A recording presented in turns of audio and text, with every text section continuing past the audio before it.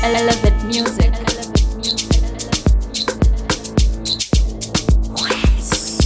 Ooh, it's iKid. By fire, by force. Uchapisa lobola. Uchila usingale. Uchapisa matola. Ndirore chete. Ndirore chete. Ndirore chete. Ukaramba ndinoita churu chemunyu. Ndirore chete. Ndirore chete. Ndirore chete. Ukaramba ndinoita churu chemunyu.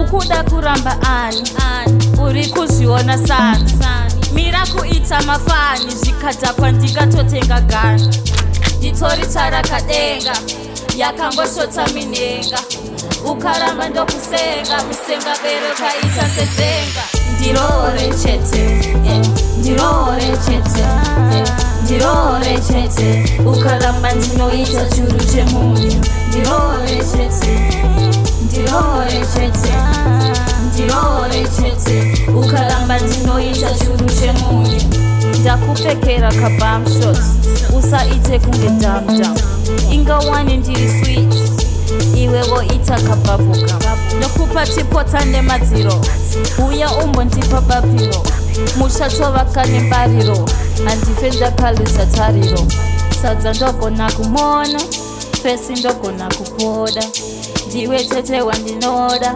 bebi unopenyonge ngoda uya maduze bebi uya maduze uya maduze mani uya paduze ndirore chete ndirore chete ndirore chete ukaramba ndinoita churu chemunyu ndirore chete ndirore chete ndirore chete ukaramba ndinoita churu chemunyu ukuda kuramba ani uri kuzviona sani mira kuita mafani zvikadhakwa ndikatotenga gani nditori charakadenga yakangoshota minhenga ukaramba ndokusenga kusenga bero kaita sedzenga ndirore chete ndirore chete ndirore chete ukaramba ndinoita churu chemunyu ndirore chete ndirore chete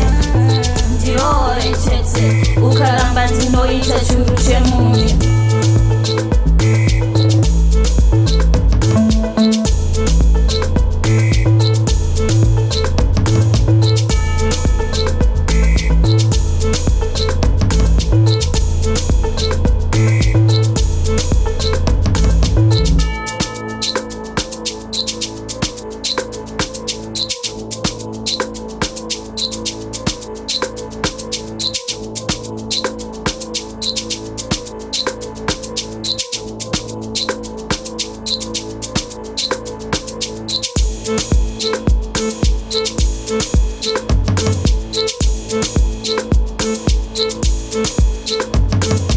Elevate music.